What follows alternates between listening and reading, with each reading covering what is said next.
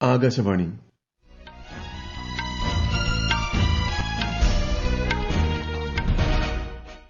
നമസ്കാരം.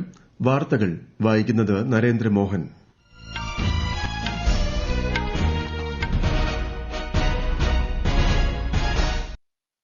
പ്രധാന വാർത്തകൾ. സർക്കാർ പദ്ധതികൾ പരമാവധി പ്രയോജനപ്പെടുത്തി ഗോത്രവർഗ വിഭാഗങ്ങൾ സ്വയം പര്യാപ്തത കൈവരിക്കണമെന്ന് രാഷ്ട്രപതി ദ്രൌപദി മുർമു. തദ്ദേശീയ പ്രതിരോധ ഉൽപാദനത്തിൽ ഏറ്റവും ഉയർന്ന വളർച്ച കൈവരിച്ച് രാജ്യം. വിദേശ നിക്ഷേപകരുടെ വിശദമായ നിക്ഷേപ വെളിപ്പെടുത്തൽ പരിധി 50,000 കോടി രൂപയാക്കി ഉയർത്തി സെബി. ലഹരി വ്യാപനം ചെറുക്കാൻ അതിവിപുല ജനകീയ ക്യാമ്പയിൻ സംഘടിപ്പിക്കാനൊരുങ്ങി കേരള സർക്കാർ. ഗസയിൽ വെടിനിർത്തൽ പുനഃസ്ഥാപിക്കാൻ ഘട്ടം ഘട്ടമായി ബന്ദികളെ മോചിപ്പിക്കുന്നതിനുള്ള നിർദ്ദേശം മുന്നോട്ടുവച്ച് ഈജിപ്ത്. IPL ക്രിക്കറ്റിൽ ഇന്ന് ഗുജറാത്ത് ടൈറ്റൻസ് പഞ്ചാബ് കിങ്സുമായി ഏറ്റുമുട്ടും. വാർത്തകൾ വിശദമായി. സർക്കാർ പദ്ധതികൾ പരമാവധി പ്രയോജനപ്പെടുത്തി ഗോത്രവർഗ വിഭാഗങ്ങൾ സ്വയം പര്യാപ്തത കൈവരിക്കണമെന്ന് രാഷ്ട്രപതി ദ്രൌപദി മുർമു.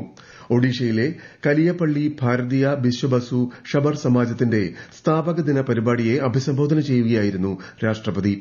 നയാഗഡ് ജില്ലയിലെ നിലമ്മ-ധാബ് ക്ഷേത്രം രാഷ്ട്രപതി ഇന്നലെ സന്ദർശിച്ചു. ഇന്നലെ ഛത്തീസ്ഗഡ് നിയമസഭയുടെ 25ാം വാർഷികത്തോടനുബന്ധിച്ച് രാഷ്ട്രപതി സഭയെ അഭിസംബോധന ചെയ്തിരുന്നു.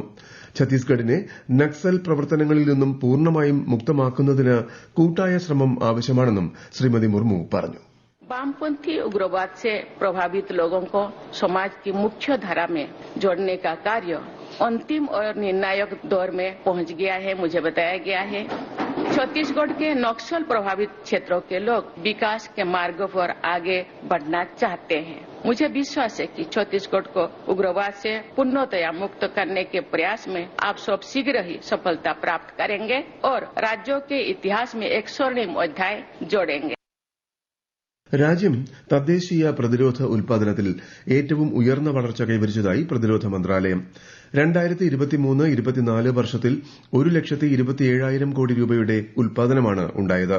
2014-15 46,429 കോടി രൂപയിൽ നിന്നും പ്രതിരോധ ഉൽപാദനത്തിൽ 174% വർധനവ് രേഖപ്പെടുത്തി.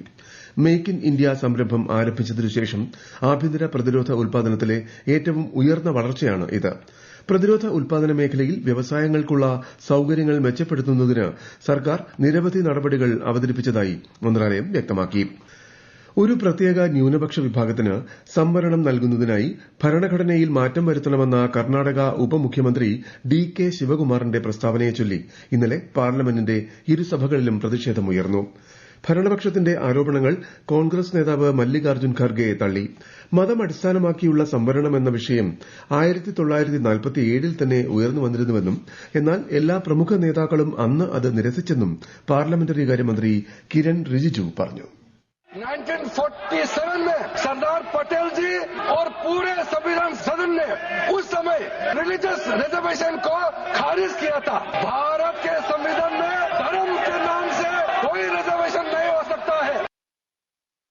2025 ധനകാര്യ ബിൽ ഇന്നലെ ലോക്സഭയിൽ അവതരിപ്പിച്ചു. രാജ്യത്തെ GST വ്യവസ്ഥ സങ്കീർണമാണെന്ന് ബിൽ സംബന്ധിച്ച ചർച്ചയ്ക്ക് തുടക്കമിട്ട കോൺഗ്രസ് MP ശശി തരൂർ പറഞ്ഞു.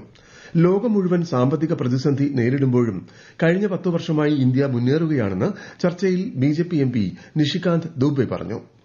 ഓൺലൈൻ ഗെയിമിംഗിന്റെ അനിയന്ത്രിതമായ വളർച്ച തടയുന്നതിനായി 28% GST ഏർപ്പെടുത്തിയിട്ടുണ്ടെന്നും അദ്ദേഹം വ്യക്തമാക്കി.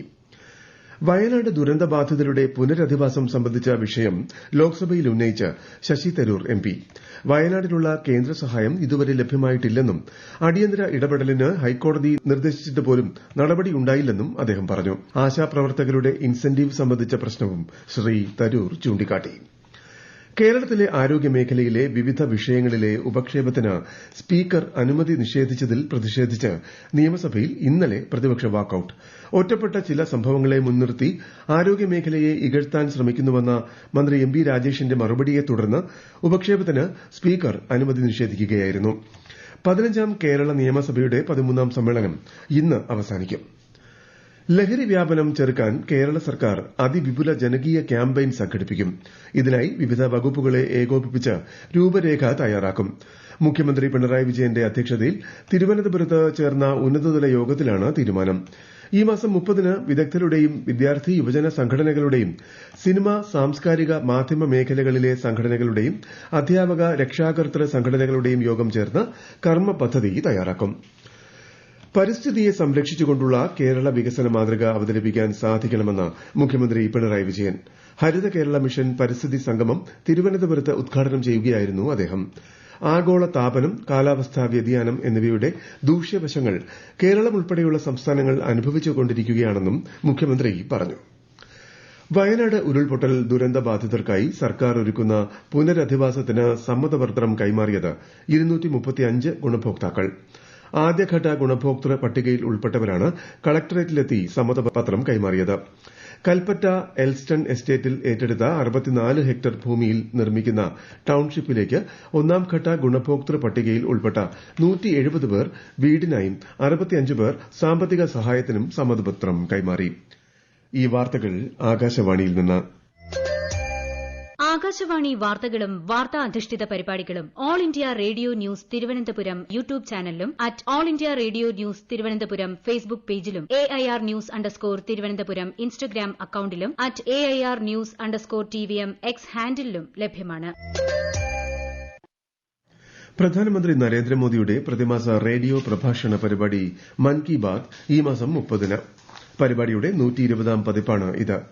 ആകാശവാണിയുടെയും ദൂരദർശന്റെയും എല്ലാ ശൃംഖലകളിലും പരിപാടി ലഭ്യമാകും. ഹിന്ദി പ്രക്ഷേപണം കഴിഞ്ഞാലുടൻ പ്രാദേശിക ഭാഷകളിൽ മൻ കി ബാത് കേൾക്കാം. പരിപാടിയിലേക്കുള്ള ജനങ്ങളുടെ ആശയങ്ങളും അഭിപ്രായങ്ങളും ഈ മാസം 28 വരെ 1800117800 എന്ന toll free number, Narendra Modi app, my GOV open forum എന്നിവയിലൂടെ അറിയിക്കാവുന്നതാണ്. കർണാടക കേഡറിലെ 1987 ബാച്ച് IAS ഉദ്യോഗസ്ഥനായ അജയ് സേത്തിനെ പുതിയ ധനകാര്യ സെക്രട്ടറിയായി നിയമിച്ചു. നിലവിൽ ധനകാര്യ മന്ത്രാലയത്തിലെ സാമ്പത്തിക കാര്യ വകുപ്പിന്റെ സെക്രട്ടറിയാണ് ഇദ്ദേഹം. ധനമന്ത്രാലയത്തിലെ ഏറ്റവും മുതിർന്ന സെക്രട്ടറിയെയാണ് ധനകാര്യ സെക്രട്ടറിയായി നിയമിക്കുക. വിദേശ നിക്ഷേപകരുടെ വിശദമായ നിക്ഷേപ വെളിപ്പെടുത്തൽ പരിധി ഉയർത്തി സെബി. നിക്ഷേപ പരിധി 50,000 കോടി രൂപയാക്കാനുള്ള നിർദ്ദേശത്തിനാണ് സെബി അംഗീകാരം നൽകിയത്. മാറിക്കൊണ്ടിരിക്കുന്ന വിപണി സാഹചര്യങ്ങൾ കണക്കിലെടുത്താണ് തീരുമാനം. ഇന്ത്യയിൽ 50,000 കോടിയിൽ കൂടുതൽ ഓഹരി നിക്ഷേപമുള്ള FPIകൾ ഇനി മുതൽ കൂടുതൽ വിവരങ്ങൾ നൽകേണ്ടതുണ്ട്. ബോർഡ് യോഗത്തിനു ശേഷം നടന്ന വാർത്താ സമ്മേളനത്തിൽ സെബി ചെയർമാൻ തുഹിൻ കാന്ത പാണ്ഡെയാണ് തീരുമാനങ്ങൾ പ്രഖ്യാപിച്ചത്. has decided to revise based on public comments and recommendations of FPI Advisory Committee. So this size criteria is now being taken from 25,000 crore to 50,000 crore.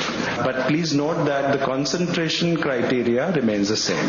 That is 50%. IPL ക്രിക്കറ്റിൽ ഇന്ന് Gujarat Titans Punjab കിങ്സുമായി ഏറ്റുമുട്ടും. അഹമ്മദാബാദിൽ രാത്രി 7:30-നാണ് മത്സരം. ഇന്നലെ വിശാഖപട്ടണത്ത് നടന്ന ആവേശോജ്വലമായ പോരാട്ടത്തിൽ ഡൽഹി ക്യാപിറ്റൽസ് ലക്നൌ സൂപ്പർ ജയന്റ്സിനെ 1 വിക്കറ്റിന് പരാജയപ്പെടുത്തി. ലക്നൌ മുന്നോട്ടുവച്ച 210 റൺസ് വിജയലക്ഷ്യം 19.3 ഓവറിൽ 9 വിക്കറ്റ് നഷ്ടത്തിൽ ഡൽഹി ക്യാപിറ്റൽസ് മറികടക്കുകയായിരുന്നു. 2024-25 സീസണിലേക്കുള്ള വനിതാ ക്രിക്കറ്റ് ടീമിന്റെ പുതുക്കിയ പട്ടിക ഇന്ത്യൻ ക്രിക്കറ്റ് കൺട്രോൾ ബോർഡ് പ്രഖ്യാപിച്ചു. 2025 സെപ്റ്റംബർ 30 വരെയുള്ള സീസണിലേക്കാണ് ഈ പട്ടിക. ക്യാപ്റ്റൻ ഹർമൻപ്രീത് കൌർ, സ്മൃതി മന്ദാന, ദീപ്തി ശർമ്മ എന്നിവരെ എ ഗ്രേഡിൽ ഉൾപ്പെടുത്തിയിട്ടുണ്ട്. ശ്രേയങ്ക പാട്ടീൽ, ടൈറ്റസ് സാധു, അരുന്ധതി റെഡ്ഡി, അമൻജോത് കൌർ, ഉമാ ഛേത്രി എന്നിവരാണ് ടീമിൽ ഇടം നേടിയ പുതുമുഖങ്ങൾ. അടുത്ത മാസം 27-ന് ആരംഭിക്കുന്ന ത്രിരാഷ്ട്ര ഏകദിന പരമ്പരയിൽ ഇന്ത്യൻ വനിതാ ടീം ശ്രീലങ്കയെയും ദക്ഷിണാഫ്രിക്കയെയും നേരിടും. ഗസയിൽ സംഘർഷം തുടരുന്ന സാഹചര്യത്തിൽ ഇസ്രായേലും ഹമാസും തമ്മിലുള്ള വെടിനിർത്തൽ പുനഃസ്ഥാപിക്കാൻ ഘട്ടം ഘട്ടമായി ബന്ദികളെ മോചിപ്പിക്കുന്നതിനുള്ള നിർദ്ദേശം മുന്നോട്ടുവച്ച് ഈജിപ്ത്. ഹമാസ് ഓരോ ആഴ്ചയും 5 ഇസ്രായേലി ബന്ദികളെ മോചിപ്പിക്കണമെന്നും ശേഷം ഇസ്രായേൽ 2ാംഘട്ട വെടിനിർത്തൽ നടപ്പിലാക്കണമെന്നുമാണ് നിർദ്ദേശം. അമേരിക്കയും ഹമാസും നിർദ്ദേശത്തോട് യോജിച്ചെങ്കിലും ഇസ്രായേൽ ഇതുവരെ പ്രതികരിച്ചിട്ടില്ല. പ്രധാന വാർത്തകൾ വീണ്ടും. സർക്കാർ പദ്ധതികൾ പരമാവധി പ്രയോജനപ്പെടുത്തി ഗോത്രവർഗ വിഭാഗങ്ങൾ സ്വയം പര്യാപ്തത കൈവരിക്കണമെന്ന് രാഷ്ട്രപതി ദ്രൌപദി മുർമു. തദ്ദേശീയ പ്രതിരോധ ഉൽപാദനത്തിൽ ഏറ്റവും ഉയർന്ന വളർച്ച കൈവരിച്ച് രാജ്യം. വിദേശ നിക്ഷേപകരുടെ വിശദമായ നിക്ഷേപ വെളിപ്പെടുത്തൽ പരിധി 50,000 കോടി രൂപയാക്കി ഉയർത്തി സെബി. ലഹരി വ്യാപനം ചെറുക്കാൻ അതിവിപുല ജനകീയ ക്യാമ്പയിൻ സംഘടിപ്പിക്കാനൊരുങ്ങി കേരള സർക്കാർ. ഗസയിൽ വെടിനിർത്തൽ പുനഃസ്ഥാപിക്കാൻ ഘട്ടം ഘട്ടമായി ബന്ദികളെ മോചിപ്പിക്കുന്നതിനുള്ള നിർദ്ദേശം മുന്നോട്ടുവച്ച് ഈജിപ്ത്. IPL ക്രിക്കറ്റിൽ ഇന്ന് ഗുജറാത്ത് ടൈറ്റൻസ് പഞ്ചാബ് കിങ്സുമായി ഏറ്റുമുട്ടും. വാർത്തകൾ കഴിഞ്ഞു. അടുത്ത വാർത്താ പ്രക്ഷേപണം ഉച്ചയ്ക്ക് 12:30.